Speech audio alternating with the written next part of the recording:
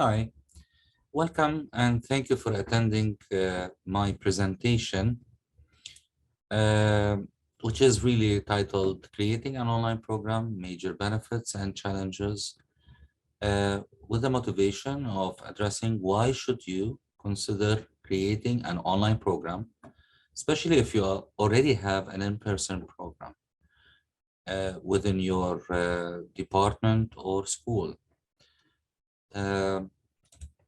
As a quick introduction to myself, my name is Hadi El-Farr. I'm the director of the Online Masters in Human Resources Management program. Uh, I'm also an assistant teaching professor of Human Resources Management in the School of Management and Labor Relations. My major interests are obviously in my discipline, which is strategic human resources management and human resources functions, particularly when it comes to different methods that we use in HR. I have also special interest when it comes to knowledge management, artificial intelligence, and how we apply it in human resources. And obviously, I have high interest in online education. I've delivered more than 160 courses in my career during academia, which is more than 15 years now. And I've developed several online courses at the undergraduate and graduate level. In addition to professional education, also modules for professional education. So basically, the major aim of this presentation is to encourage Rutgers schools and academic units to create online programs, especially duplicating existing in-person programs. I will be highlighting the benefits of introducing our online Masters in Human Resources Management program, and hoping that those positive results will encourage you to do the same or even better than us. Um, with this aim in mind, I will highlight the aggregate growth that we have achieved because of the introduction of the online program, how this program actually compensated to our loss in the in-person program, how we minimize cannibalization, because that's a major fear for a lot of units, is that if we introduce an online program, that will cannibalize our existing in-person program. So how would differentiate our online program so we won't really highly cannibalize our in-person programs? We're going to look at the benefits of how we increased our student population and growth in general. Also, how the online courses increased the enrollment of even in-person students in the summer sessions. So summer is a major interest for me because it's now a major revenue generator for us because of the online courses and the online program. Also, other benefits that I'm going to highlight is that we've achieved higher turnover and completion rates for both programs, flexibility during the crisis that we faced and still facing, how the online program increased our diversity. Also, I'm going to touch on some challenges that we faced and what are the opportunities that we are still waiting for us to harvest. So without further introduction, let's begin and let's talk about a little bit of background. The online program took around a year for the approval process, the pre-launch planning, the marketing plan, and initial marketing implementation, and also the course designs, at least the major ones. They took also an academic year to achieve. And then we launched in fall 2019. And mind you, this is a historical date for us, as I'm going to highlight later. The major features that we try to of this program it's fully online. So the courses are asynchronous. Our instructors do deliver office hours weekly, which are synchronous. But the basic material and interaction is asynchronous by nature to provide the flexibility of online programs. Also, it's very flexible. in a sense that we don't require any minimum enrollment or maximum enrollment. It's non-cohort based. There's no sequence when it comes to the courses. We minimize the numbers of prerequisite courses to other courses uh, to create even more flexibility for students. The quality, we ensure that it is high. We depend on our core faculty to develop the material and deliver the material. So the ones that develop actually deliver. And also, they also, interacted and cooperated with our instructional designer to ensure that the quality of the online courses is high. So let's start with differentiation. What did we do in order to differentiate our online program from our in-person program? We introduced the experience requirement. So we said that it is required for a person to join the online program to have 4 years or more of experience in HR or management supervisory positions. Now, the in-person does not require that. In return for the experience, we reduced the number of credits by 36 to 36 credits, from 48 to 36. Now, again, here we did do that, but the content wasn't really affected because all the introductory material we removed or put it in more advanced courses. And also we reduced the number of electives, but the core material did not really change. And also in return, we waived the GRE, GMAT because of the experience requirement, while the in-person requires GRE, GMAT.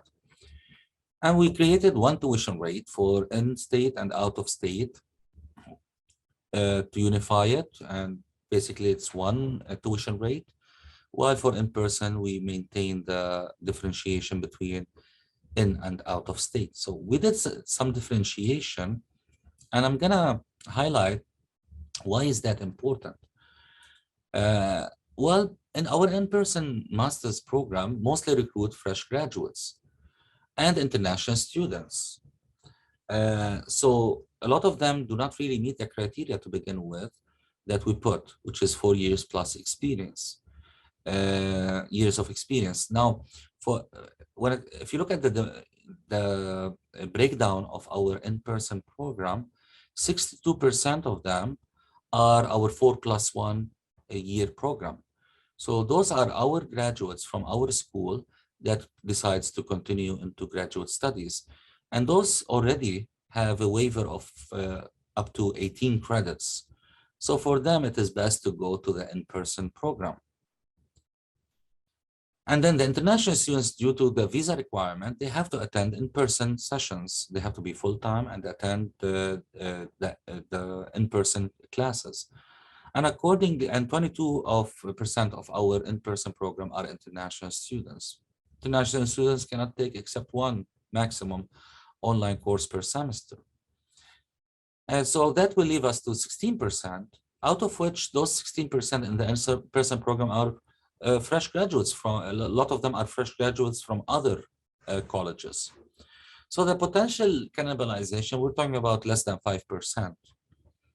Again, I highly recommend that you study your demographics, who's joining your program, and decide how to differentiate so you won't cannibalize.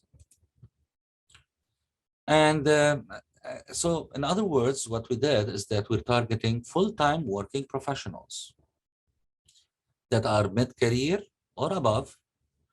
They're HR professionals or managers that aspire to change or to move into HR as a career. And that is reflected in the age. So look at if we notice here, the average age for the online program is 37, while the average age for the in-person is 27 years. If you look at the breakdown, the vast majority of the in-person students are less than 25 years old. If you look at the range between 25 and less than 30, again, here we see an increase when it comes to the online program, and a decrease of representation when it comes to the in-person program. After that, the online age population tends to be healthy in each and every age range, while for the in-person, You've seen that there is a significant decline in representation when it comes to each age category or range. And that really is the result of the experience requirement. So just to talk about the growth impact, I'm going to highlight the number of students, how we grew in terms of number of students, course enrollments, how summer semesters became important to us as revenue streams, and also maybe a quick overview on the financial impact, revenues. So, and this I think is important to look at the in-person trend first. And you can see that the in-person program has been declining in terms of the number of students significantly. See the linear trend. Again, look at the percentages here, where in some semesters we declined significantly by 9% or 10% in the in-person program, or even more in spring. However, if you look at after the introduction of the online program in fall 2019, you can see a steady inflow, a steady increase of online students that compensated to our loss in the in-person. And you can see the total curve here, how it became also increasing. Now it's flatter, obviously, but again, it is an increasing trend. You can see, for example, that we compensated in fall and even grew by 7%, although the in-person program declined by 6%. Other semesters, when we are both healthy, both programs are healthy, we even increased by 18% in terms of the number of students. So this was a major, major benefit to increase or to even maintain or even increase our online student population. Now, if you notice when it comes to the course enrollments, the picture is a little bit different. Again, just because we're having more and more students coming into the online program, the trend is increasing significantly. The trend is decreasing when it comes to the in-person program, but the online program compensated significantly to the losses that we are facing in terms of course enrollments when it comes to the in-person program. And this can be reflected in the total curve. It is flatter than the number of students simply because that part-time online students tend to be part-time. And the maximum, on average, they take 2 courses per semester, while the in-person students tend to be full-time. So on average, they take 3 courses or more per semester. So for each loss of 1 student in the in-person program, we need to compensate it by at least 1.5 online student to compensate for the loss of course enrollments. Again, we were successful to compensate and sometimes even increase in terms of the course enrollments, but obviously the total is flatter because of the part-time nature of the online students versus the full-time nature of the in-person students. Now, it will be interesting to look at what are the reasons for the decline in the in-person program, many of which are external. For example, the US demographics are changing, aging population that is affecting the inflow of students in the undergraduate programs, which in return will affect the inflow of students in our graduate programs. We're very highly dependent, as we have demonstrated before, on younger students joining our graduate program. And whether fortunately or unfortunately, when the economy is doing well and unemployment rate is low, people prefer to actually go to the industry and work rather than pursuing further education. And the Chinese demographics have changed also, and the political tensions with China is causing a decline in the inflow of Chinese students. And our program is, our in-person program is highly dependent on Chinese students.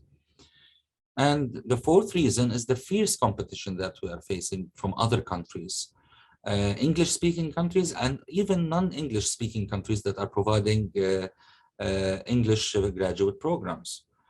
Graduate programs using the English language.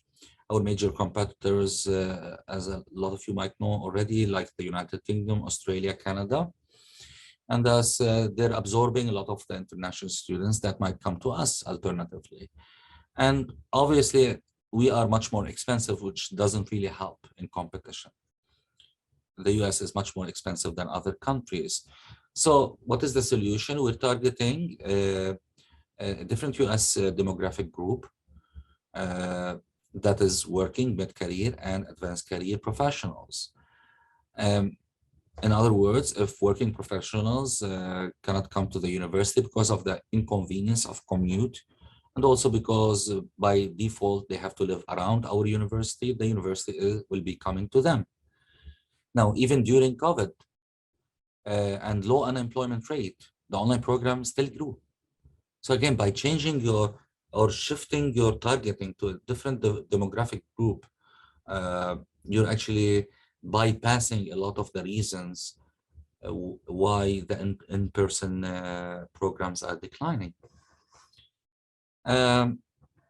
Another major benefit is the summer semester. If you look at the number of students that enrolled in the summer semester, before the introduction of the program, there were like around 43 to 45 in-person students.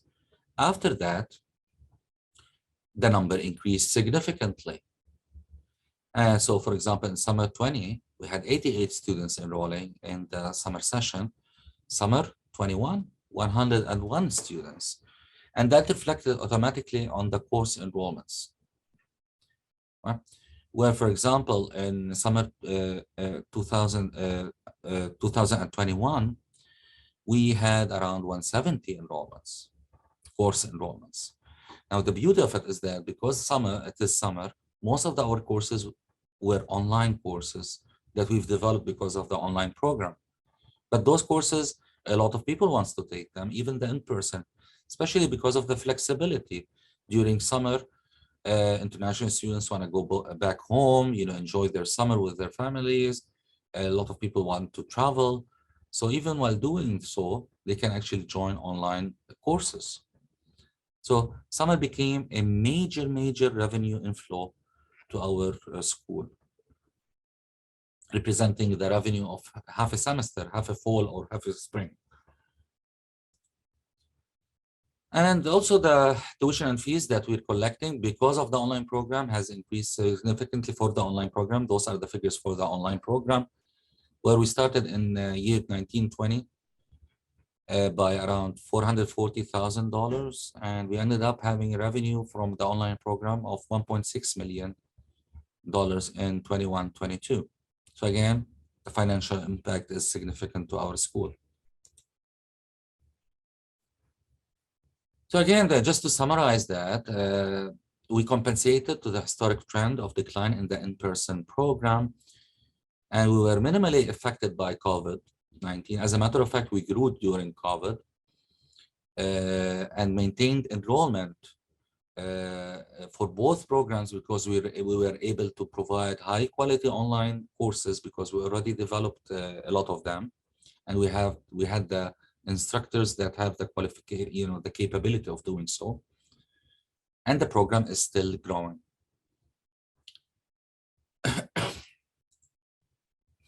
Another thing that I would love to highlight is how the online program contributed to even more diverse student population. And here I gave some demographics when it comes to ethnicity. Obviously, because of the increase of representation of minority groups, the majority group, the white, will decline. So if you look at Hispanics, 23% of our students in the online program are Hispanics, while 21% in our in-person program are Hispanic. So in total, we're now 22%. We increased by 1 percentage point when it comes to Hispanic representation in our program. Now, if you compare that to Rutgers, we're much, much more, because Rutgers is 12% only. And if you compare to New Jersey, the latest statistics is 21. So we're slightly more. If you look at the Asian, 10% of our program online are Asians, mainly because if you look at the Asian population and the in-person is much, much more because of international students. Many of them tends to come from Asian countries. So in that aspect, the online program actually did not contribute, actually contribute to the decline of Asian representation. But overall, we're still very healthy compared to New Jersey. Now, when it comes to the Black population, and that's interesting, 20% of our students in the online program are Black, compared to 13% in our in-person. So that increased our in-person student population at the graduate level to 16%. Now, if you look at Rutgers is underrepresented here, but it's around 7%, and New Jersey is 15%. So we're doing much, much, much better when it comes to the representation of Black students. Other demographics that I believe also are interesting to look at. Obviously, the online program recruit less international students because of the, because it's expensive and most international students wants to come to the United States if they want to pay the money. And thus the online program contributed to less representation of the international students. 90%,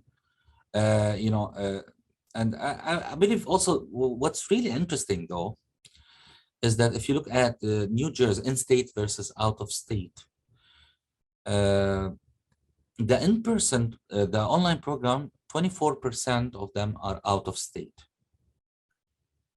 The in-person, 21% are out-of-state. So in total now we have 22%, but that's the differentiation, is that many of those out-of-state students in the in-person are international students. However, for us, in our online program, we have few international students.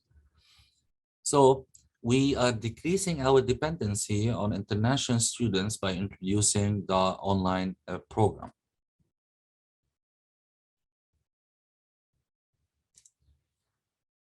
Other things that are interesting is that the online program increased the representation of veterans in our graduate programs.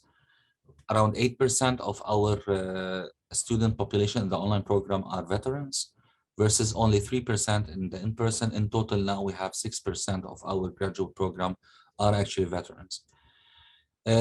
Historically, the graduate program in human resources management is dominated it's overrepresented. There is an overrepresentation of females, and that continues. As a matter of fact, the trend continues when it comes to the online program. So not a lot of change there. So other than the diversity of experience that we've achieved because of the experience requirement in the online program, we had also like a huge diversity when it comes to representation of industries, occupational levels because of the online program. We also increased the diversity, especially when it comes to Black and to a lesser extent Latino students. And we decreased our dependency on international students, where the risk of further decline is projected, especially when it comes to Chinese students. We slightly increased our out-of-state students, which is always positive, and we're aiming to increase that even more. And we significantly increased our veterans joining our program. All of that really contributed to a better experience exchange, better employment networks, robust addition to our alumni. In other words, we're getting much more diversity in all aspects because of the online program. Some of the challenges that I would like to highlight is faculty resistance. We depended on our core faculty. And usually faculty will be resistant for the first 3 months, and then they will be much more receptive to the idea They cooperate gradually more with the instructional designer and adopt more and more technologies. And that takes time really for faculty to adjust to. But that's the key but here, is that after delivering the course for the first time and optimizing it in the second delivery, the faculty receptivity will increase significantly. And even they will ask to develop more courses. A lot of them will ask to develop more courses, and they will take more ownership in delivering the course every semester, which is great. Marketing is a key success when it comes to online programs. It shouldn't be looked at as a course. It should be looked at as an investment. The more you spend on marketing, obviously wisely, the more you get leads, the more you convert them into enrollments. So that's a major challenge to convince leadership that we need to spend more and more on marketing, especially online marketing. And I would say that after online marketing, when it comes to working professionals, you should always make follow-ups with them, like phone calls, open virtual houses, more and more interaction. It takes more selling for a working professional to actually join our program. And that requires a major leadership role when it comes to program directors and student advisors and support from the leadership at the school level. So it's essential. We have many opportunities that I suggest you also investigating. Now, one major opportunity that we already have is that we've developed faculty that are flexible to teach online, in person, develop online courses in person. So much more flexibility when it comes to faculty. And we can shift from in person to online when needed if a crisis, for example, occurred. And also, it's kind of infectious. In other words, when people see a success in one online program, they would love to do their own online program. So, for example, in our case at our school, the labor department decided to do an online master's in labor and employment relations. And I believe that other schools will follow as they see the increase and the benefits that we had from online programs. Online programs also give us the opportunity to build more alliances with other universities abroad, and also with professional bodies, having joint programs with them. It also helps us to adapt the material that we already have for professional education, degrees, credentials, what have you. And that we are doing now. All of those we're doing now. So more and more revenue streams because of what you've already done with minimal adaptations or alterations needed. And also, I believe that we might be facing a shift in preference from in-person to online. And the online program by itself will accommodate for that. For even in-person students, they can partly finish their degree online for work-life balance. They have to balance that with their education. And also students can seek employment opportunities out of our commute parameter and still complete their degrees, which happened during COVID, really. A lot of people moved to other states during COVID, and they still were capable of finishing their education because of that. Final comments for me is that developing an online program is hard work with a lot of coordination needed with a lot of stakeholders. Yet it is very rewarding to schools and departments, both financially, but also it provides a lot of flexibility, even for professors who will save on commute, who would rather focus on spending more time on their research, just by having the opportunity to deliver some of their courses online will save them a lot of their time to invest in other activities. Can we resist that trend? Some people are arguing against it, but can we really resist that trend? Maybe, but most likely we need to adapt and embrace it. And basically, due my professional experience before, I'd rather to actually adapt to a trend rather than fight it. So I know that there is a lot of resistance against online education, but it is what it is. I would love you to contact me if you would love to as well. This is my email. Feel free to contact me at any time. And I'm at Rutgers, so we can even meet if you decided that that would be beneficial to you. I wish you a nice day, and thank you for watching my presentation.